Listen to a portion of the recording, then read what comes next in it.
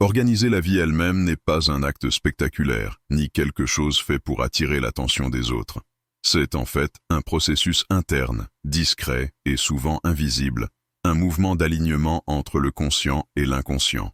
En tant que beaucoup s'occupent de construire des images de force, de succès ou de félicité, le vrai travail se produit dans le silence de l'autoconnaissance, dans la courage de mettre en ordre sa propre existence, même si personne ne la voit ou ne la reconnaît. La vie désorganisée reflète une âme chaotique, dispersée et bruyante. Une vie organisée en silence révèle une structure, une clarté et une firmeur, les fruits d'une psyché intégrée. Il n'est pas nécessaire d'annoncer ces changements ni de justifier ces moments de silence. Ceux qui tentent de convaincre les autres qu'ils changent beaucoup de fois oublient de regarder à l'intérieur et se transforment.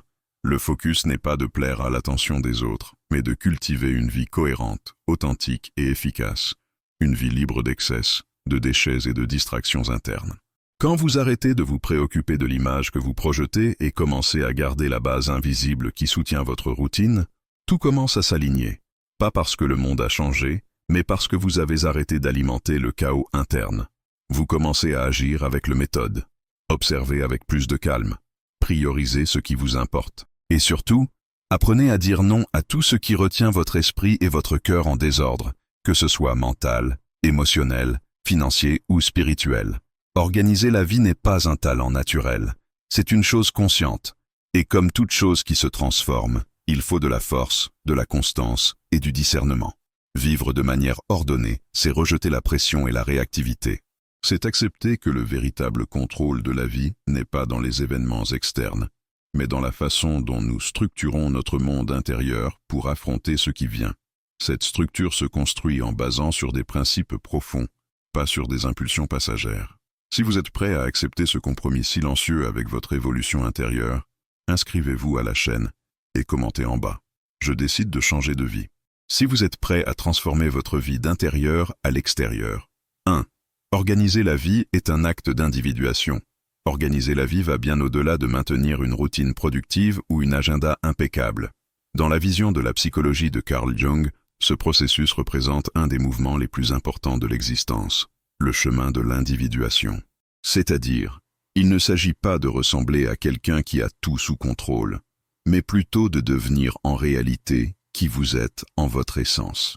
L'individuation est le processus par lequel l'individu intègre les parties conscientes et inconscientes de la psyché, et cela demande un effort profond de reconnaissance, d'acceptation et de réconciliation avec tout ce qui a été négligé intérieurement, vos peurs, contradictions, blessures et potentiels non développés. Organiser la vie dans ce contexte n'est pas peindre une image parfaite du monde extérieur. C'est avant tout un compromis radical avec la vérité intérieure. C'est regarder à l'intérieur et faire face aux aspects chaotiques et désorganisés de l'esprit, les modèles automatiques, les croyances limitantes, les complexes émotionnels et les contenus supprimés, pour les amener à la lumière de la conscience. Quand Jung parlait de devenir qui vous êtes, il ne parlait pas d'une performance, mais d'une courage de traverser son propre chemin avec l'authenticité, même si cela signifie détruire les expectations externes. La désordre extérieur est souvent seulement un réflexe de ce qui est désaligné à l'intérieur de nous. Quand il y a un conflit interne, la routine devient difficile, les décisions deviennent confondues et les relations se déséquilibrent. Organiser la vie, cependant, ne commence pas avec une application de tâches, mais avec une écoute attentive de l'esprit. Cela signifie silencer le bruit extérieur pour entendre la propre intuition, reconnaître ce qui est désaligné et, petit à petit, commencer un processus de réintégration. C'est donner de l'espace pour l'émergence du self, cette totalité psychique qui inclut l'ego, la sombre, les archétypes et l'inconscient collectif. Et ce processus est, par la nature, silencieux et invisible aux yeux des autres. En tant que beaucoup se préoccupent de ressembler heureux, productifs ou bien réussis, ceux qui sont vraiment dans le chemin de l'individuation sont occupés de mettre en ordre leur monde interne. Cet ordre n'est pas la rigidesse, mais la structure. Ce n'est pas le contrôle obsessif, mais la clarté de l'objectif. C'est une vie guidée par le sens, et non par l'apparence. C'est connaître au fond que le vrai pouvoir n'est pas en dominer les autres, mais en dominer lui-même. En intégrer consciemment toutes les parties de son histoire et de son personnalité. Pourtant, organiser la vie elle-même est un acte profondément psychologique et spirituel. C'est la décision de s'arrêter de réagir impulsivement vers le monde et de commencer à répondre à lui à partir d'un centre interne solide. C'est choisir de vivre avec la présence, avec l'intention, avec la responsabilité pour soi-même. C'est laisser de côté la recherche pour l'approbation et commencer à chercher la cohérence entre ce que l'on ressent, ce que l'on pense et ce que l'on fait. Et c'est ce qui rend la vie non seulement organisée, mais pleine. 2. Le chaos externe reflète le désordre psychique interne. Dans la perspective de la psychologie profonde de Carl Jung, le monde autour de nous fonctionne souvent comme un espèce de mirage de notre psyché. Le chaos externe, les confusions quotidiennes, les relations perturbées, les cycles répétitifs d'autosabotage ou de procrastination ne sont rarement que circonstanciaux. Il est souvent la manifestation concrète d'un désordre psychique qui a été ignoré, repressé ou incompréhensible. Jung disait clairement « Tout ce que nous ne rencontrons pas nous-mêmes, nous trouvons comme un destin ».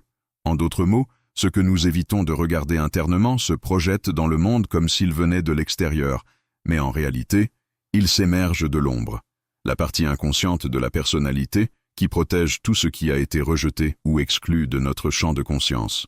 Quand nous niams les parties essentielles de qui nous sommes pour nous réunir, aimer ou simplement survivre émotionnellement, nous créons une rupture à l'intérieur de nous. Cette scission interne génère un type de bruit psychique qui, avec le temps, devient insoutenable. La tête fragmentée sans une direction claire commence à influencer nos choix de façon indirecte.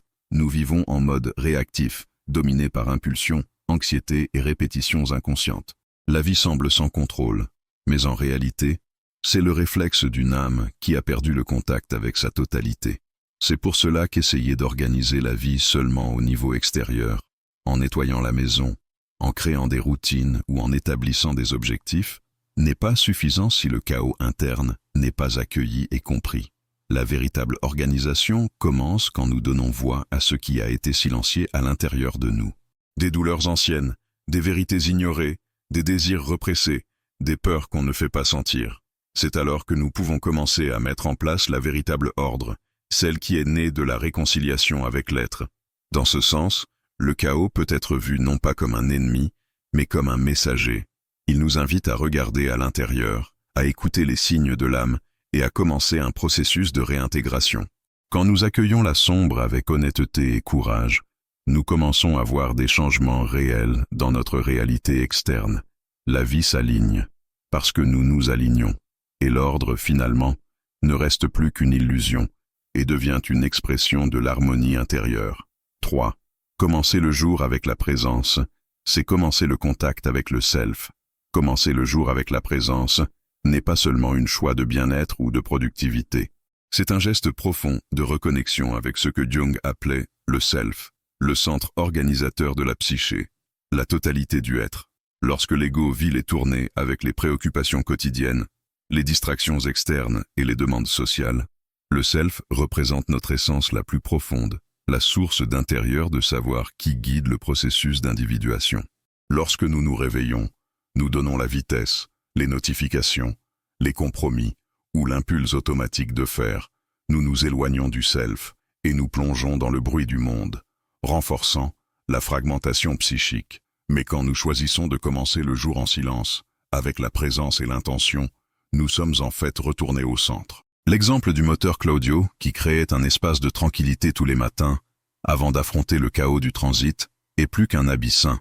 C'est un rituel symbolique d'alignement interne. Son moment de silence sur la vérande, observant le ciel clair, respirant profondément et écrivant dans un notaire représentait une journée de retour au centre. Il n'était pas seulement se préparant au jour, mais commençant un dialogue avec sa propre âme. Ce rituel est une image archétypique, l'individu qui se récolte pour entendre la voix intérieure avant d'affronter le monde extérieur. Et c'est un des fondements de la psychologie jungienne, l'écoute interne comme forme de l'intégration psychique. Le self ne crie pas, il susurre, et on l'entend seulement quand la tête est calme, quand le corps est présent, quand l'ego s'arrête de réagir et commence à observer. Ce contact n'a pas besoin de durer des heures. Parfois, 10 minutes sont suffisants pour empêcher que le chaos du jour dît le rythme de l'âme. La présence consciente au réveil fonctionne comme un portail pour le quotidien sacré. Elle marque la différence entre un jour vécu en réaction et un jour vécu en direction. Jung croyait que la vraie transformation se produit quand on arrête d'être commandé par les pressions extérieures et qu'on répond au appel interne du self. Commencer le jour avec la présence, c'est plus qu'une technique, c'est un compromis avec le réveil de la conscience. C'est déclarer en silence que votre vie sera guidée de l'intérieur vers l'extérieur, avec clarté, objectif et vérité. 4. Réduire les distractions. C'est protéger la connexion avec l'inconscient. On vit dans un temps où l'excès de stimuli est devenu le modèle. Les notifications incessantes, les réseaux sociaux, les informations qui arrivent en avalanche, tout cela semble faire partie du quotidien moderne. Mais il y a un prix occulte qui est payé, la déconnexion progressive de nous-mêmes. Carl Jung notait que le contact avec l'inconscient, et par extension avec l'âme, est seulement possible quand la tête est réceptive, quand le bruit externe s'arrête et qu'il y a de l'espace pour l'écoute intérieure. Chaque distraction que nous acceptons automatiquement, chaque moment où nous nous déplaquons d'une tâche à l'autre sans conscience, c'est un pas plus loin vers la distanciation de notre propre essence. Le self, la totalité du être, ne se révèle pas au milieu du bruit. Il habite le silence. Il émerge quand l'ego calme son anxiété par contrôle et performance. Contrairement à ce que beaucoup pensent, réduire les distractions n'est pas une renonce au monde ou au progrès. C'est un acte profond de respect à la psyche. Quand vous choisissez de silencier les notifications, de réduire le consomme d'informations ou de vous éloigner du bruit qui vous attrape à l'extérieur, vous êtes en réalité ouvrant un canal pour que l'inconscient se manifeste. L'intuition, l'une des fonctions psychologiques les plus importantes pour Jung, ne fleurit pas dans le chaos. Elle est comme une fleur rare qui se crée seulement dans des terrains protégés, loin de la pression et de l'agitation. En moment de tranquillité, quand la tête s'arrête pour chercher de l'inspiration et commence à observer, des idées s'émergent, des symboles se rendent clairs, des sentiments recalcés peuvent être compréhensibles et transformés. Jung voyait dans le silence un espace sacré pour parler à l'âme. C'est dans ce silence que les rêves oubliés se révèlent, que les insights apparaissent sans effort, que les images intérieures peuvent être intégrées au conscient. La vie moderne, en nous empêchant d'un état constant de distraction, nous éloigne de ce processus et plus on s'éloigne de nous-mêmes, plus on est vulnérable à des répétitions inconscientes, à des modes autodestructifs et à des choix sans sens. Réduire les distractions, cependant, n'est pas seulement une technique de productivité. C'est une pratique spirituelle, psychologique et symbolique de la reconquête du centre. Protéger son attention, c'est protéger son âme. Créer des moments de recul et de pause n'est pas un luxe. C'est une nécessité profonde pour ceux qui souhaitent se connaître en vrai, parce que seulement dans l'écoute interne est né le chemin de la transformation. 5. Le superflu est une sombre disfarcée de nécessité. Dans la perspective de la psychologie de Carl Jung, ce que nous appelons le superflu est souvent la matérialisation inconsciente de la sombre, cette partie de nous que nous ne voulons pas reconnaître, mais qui insiste à s'exprimer. Quand nous accumulons des objets, des engagements, des habitudes et des relations qui n'ont plus de sens, nous les faisons en grande partie pour éviter l'affrontement des vagues internes. L'excès, qui sur la surface semble confortable, est souvent une fugue. Jung nous alertait. Tout ce qui n'est pas intégré dans notre psychologie reste actif dans les sombres. Et ce qui est inconscient gouverne notre vie sans que nous le sachions. Le consommation sans réflexion, l'agenda rempli, la nécessité constante d'être occupé ou de garder l'apparence ne sont pas aléatoires. Ce sont les symptômes d'une psychologie qui essaie de remplir avec l'extérieur ce qui, à l'intérieur, n'a pas encore été accueilli. Cette recherche constante pour plus de choses, plus d'attention, plus de reconnaissance, est, dans de nombreux cas, une tentative d'anesthésier le déconfort que nous ressentons face à notre incomplétude. Cependant, la véritable évolution psychologique n'arrive pas avec l'accumulation, mais avec l'évacuation consciente. Questionner ce qui est superflu dans notre vie est un acte de courage et de reconnaissance. C'est quand nous arrêtons de chercher dans le monde des réponses aux conflits internes et que nous commençons de fait à écouter ce que notre âme essaie de nous dire à travers l'excès.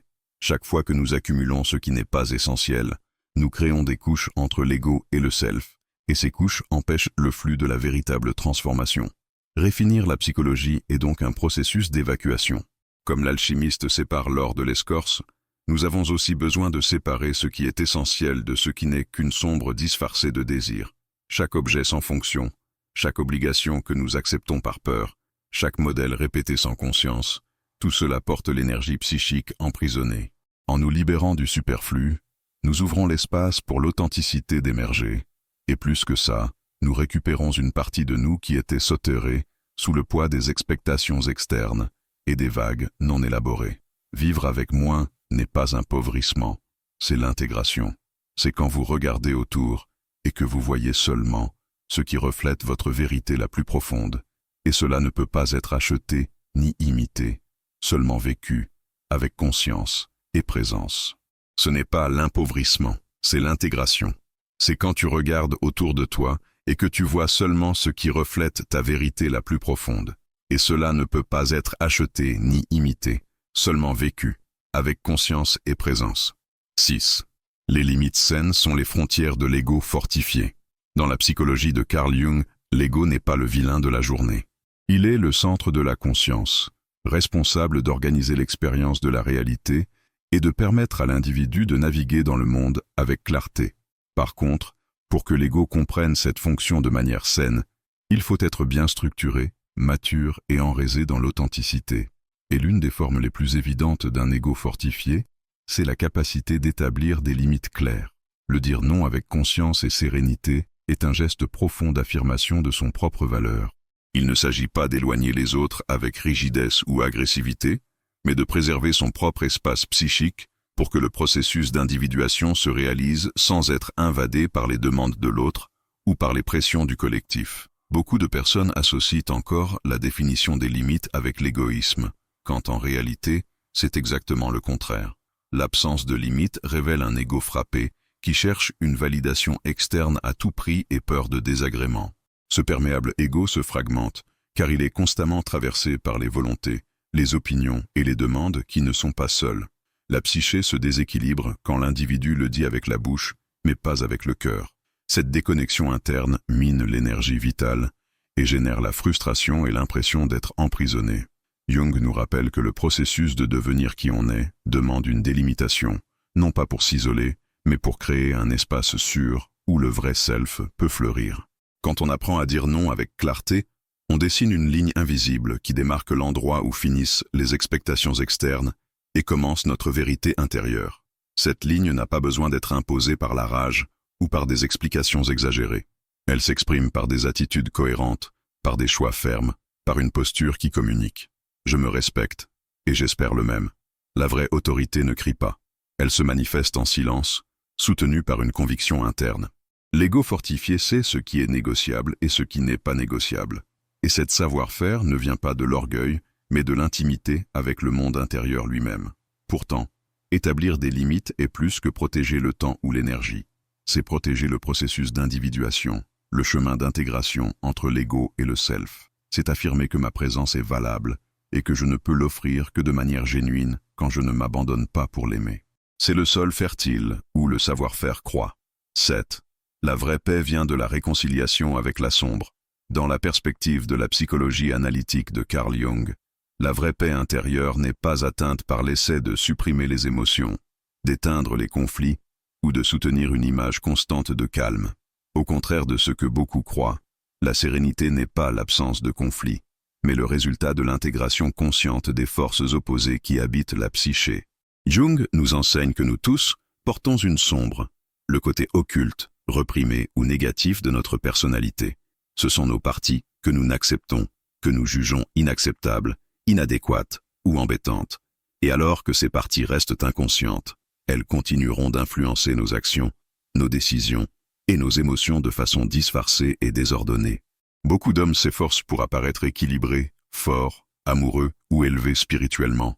Mais cette façade, quand elle n'accompagne pas un travail authentique intérieur, n'est qu'une masque. Ce que Jung appelait la persona.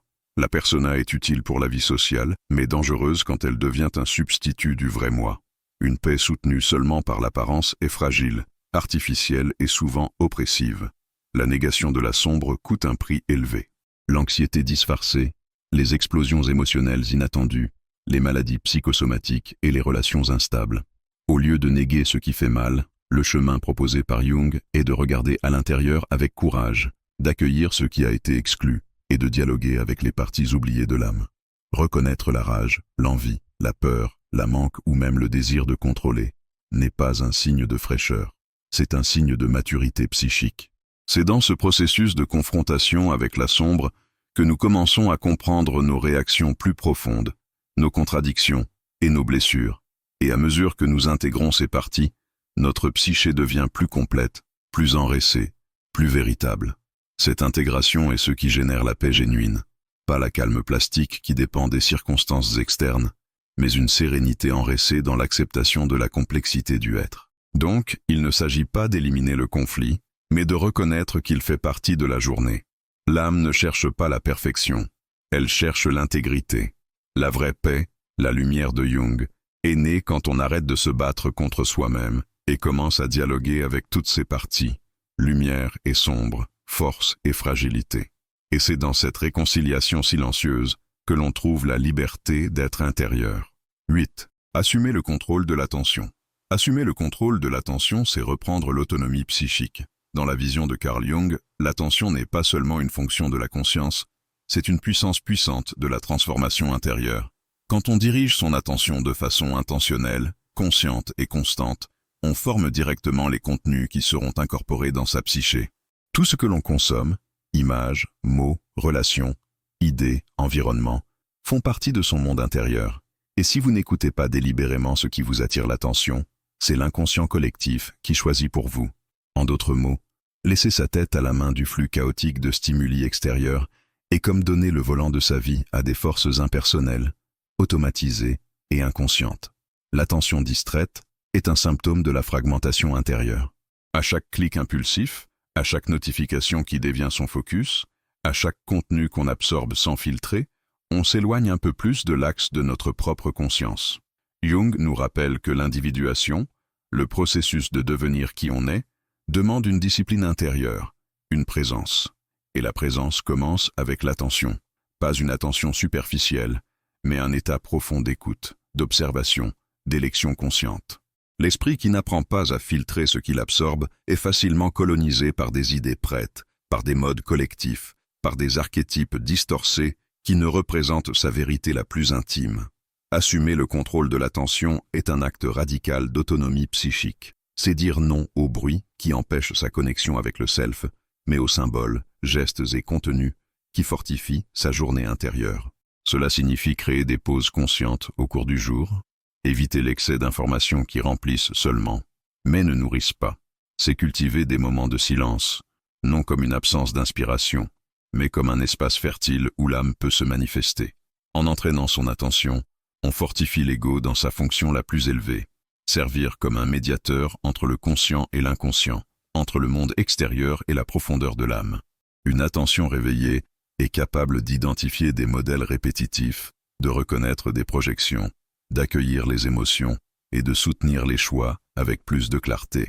C'est pour cela que celui qui récupère le pouvoir sur son attention récupère aussi le lemme de sa propre existence. Et pour Jung, c'est le début de la véritable liberté intérieure. 9. Vivre avec un but. Vivre avec un but, c'est entendre la voix du self, pas de l'ego. Vivre avec un but, à la lumière de la psychologie de Carl Jung, c'est beaucoup plus que suivre des objectifs externes, des ambitions fabriquées ou des idéaux imposés par le moyen social. C'est surtout écouter la voix du self, cette instance profonde de la psyché qui représente la totalité du être, l'essence qui cherche à émerger dans la conscience au long de la vie. Le self ne crie pas, il susurre. Sa langue est symbolique, intuitive, révélée dans les rêves, dans les inquiétudes existentielles, dans les moments de silence et dans les impulsions créatives qui défient le status quo. Suivre lui demande de la courage, car souvent, il pointe vers des directions qui vont contre les désirs de l'ego, contre les expectations familiales, culturelles et même rationnelles. Cependant, c'est seulement quand nous répondons à cet appel interne que notre vie commence à avoir un vrai sens. L'ego, pour sa part, est la partie de la psyché orientée vers le monde extérieur qui cherche le contrôle, la reconnaissance et la stabilité. Il est nécessaire, bien sûr, mais limité. Quand on devient tyrannique, quand ses motivations s'opposent à l'écoute de l'inconscient, nous vivons une vie qui ne nous appartient pas. Nous prenons des décisions basées sur la peur, la comparaison ou le désir de l'approval. Nous faisons ce que les autres attendent et non ce que notre âme a besoin. Et cette dissonance avec le temps se transforme en symptômes, anxiété, profonde têtue, frustration récurrente, sensation de vacances. Jung appelait ça la perte du sens de la vie, l'éloignement du self, de la vérité intérieure qui nous guide, même si de façon invisible. Pourtant, vivre avec un but n'est pas suivre un plan fixe, mais entrer dans un dialogue continu avec l'inconscient. C'est être attentif aux signes qui émergent des rêves, aux modèles répétés qui demandent la résolution, aux émotions qui dénoncent la déconnexion. C'est faire des décisions basées sur des critères intérieurs, et non seulement sur des réponses automatiques. Jung disait que l'objectif de la vie n'est pas d'atteindre le succès, mais de réaliser le self, et cette réalisation implique l'authenticité, la présence et le renouement des masques. Quand on aligne sa vie avec ce but plus profond, les actions ne sont plus seulement fonctionnelles et deviennent des expressions de son seul chemin de transformation. C'est à ce point que l'existence n'est plus que la survie et se transforme en journée. Et ce n'est pas sur l'apparence spéciale, c'est sur l'intérieur. 10. La transformation réelle et l'alchimie de l'âme, faite au quotidien. La véritable transformation proposée par Jung n'est pas quelque chose de grandiose ou spectaculaire qui se produit d'une heure à l'autre, mais un processus graduel, subtil et profondément interne, une véritable alchimie de l'âme. Cette transformation ne se produit par magie, ni par force d'événements externes. Elle est fabriquée jour après jour, dans le tissu silencieux de la routine, dans les petites habitudes conscientes que nous cultivons, avec intention et présence. Chaque geste simple, soit réserver quelques minutes pour réfléchir, écrire sur ses sentiments, observer ses émotions sans jugement ou simplement respirer avec attention, fait partie d'un ingrédient de cette grande œuvre intérieure. Ces habitudes, souvent détestées par la société accélérée, sont le feu lent qui transforme l'alchimie de la désordre psychique en or de l'autoconscience et de l'intégration. Jung nous a enseigné que l'inconscient est vaste et puissant, et qu'une grande partie de ce qui nous limite ou confond est enfermé dans ses profondesses. Quand nous permettons que ces sombres soient apportés à la lumière, quand nous commençons à regarder à l'intérieur avec courage et honnêteté, nous commençons un mouvement fondamental, la conscience sur l'inconscient. C'est la vraie clé pour la réel changement. Car, pendant que nous restons attachés à des modes inconscients, répétant les mêmes réactions automatiques et vivant sous le domaine de l'ego réactif, notre vie externe reflète cette confusion interne. Les crises, les conflits, les frustrations sont en réalité manifestations de ce qui n'a pas encore été intégré dans nous. C'est pourquoi le travail du jour au jour, même s'il semble petit et répétitif, est essentiel. C'est dans la construction de cet espace intérieur de conscience que le self trouve un terrain fertile pour croître. La transformation se produit dans le silence entre un habit et l'autre, dans la patience de se permettre de se sentir, dans la persistance de choisir d'agir avec intention. C'est un processus qui demande discipline, mais aussi compassion avec soi-même, car l'âme ne change pas par force, mais par l'attraction de ce qui est vrai et généreux. Chaque avance, au moins que ce soit, est une victoire sur le chaos intérieur et un pas vers la plénitude. Donc, quand on investit dans des pratiques conscientes, il faut être certain qu'on cultive la plus profonde révolution possible, la révolution de l'âme. Et comme dans n'importe quelle alchimie, la matière primaire doit être travaillée avec temps, respect et attention. La transformation réelle ne dépend pas d'événements externes, mais de la courage de regarder à l'intérieur, d'accueillir ces sombres et de permettre que la lumière de la conscience les transforme. Quand cela se passe, le monde autour de toi change inévitablement, car tu commences à agir, non plus en réaction au chaos, mais en syntonie avec l'ordre intérieur qui est en train de se construire, pièce par pièce, habit par habit, jour après jour. La vraie journée de la transformation n'est pas externe, c'est une profonde voyage au centre de ton être. Jung nous montre que, en se rendant conscient de ce qui était caché auparavant, nous ne gagnons pas seulement l'autonomie de notre vie, mais nous construisons une existence plus riche, intégrée et alignée avec notre vrai objectif. Chaque petit pas que nous prenons vers l'autoconscience est une victoire silencieuse, une choix consciente de laisser en retard des anciens modes et d'embrasser l'authenticité qui se trouve dans notre self. Maintenant, la question qui se pose est: est-ce que tu es prêt à regarder à l'intérieur, à confronter tes sombres et à permettre que la vraie alchimie de l'âme se produise dans ta vie? Le vrai changement commence au moment où nous assumons la responsabilité de notre développement intérieur et choisissons de cultiver les habitudes qui reflètent cette décision. Si tu es prêt à prendre ce pas, Je t'invite à commenter ce petit habit conscient que tu es prêt à commencer aujourd'hui pour transformer ta vie de l'intérieur à l'extérieur. Partage ton engagement et rejoins-toi à cette campagne d'autodécouverte et d'évolution. N'oublie pas de laisser ton like, d'abonner au canal et de partager ce vidéo avec celui qui aussi a besoin de cet changement profond. Nous allons grandir ensemble, un jour à la fois.